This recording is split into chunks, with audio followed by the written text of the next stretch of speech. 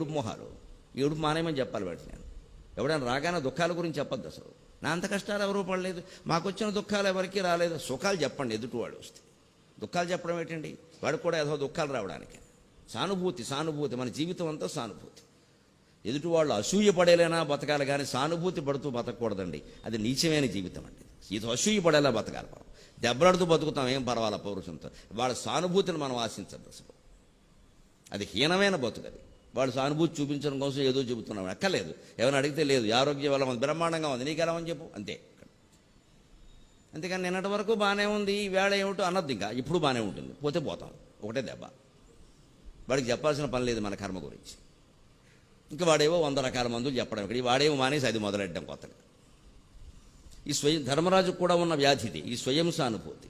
ఎవరు వచ్చినా సరే ముందు ఆయన అడిగేది ఏమిటంటే, నా అంత కష్టాలు పడినవాళ్ళు ఎవరున్నా. మరి సృష్టితోనే ప్రారంభమైంది ఇక్కడ.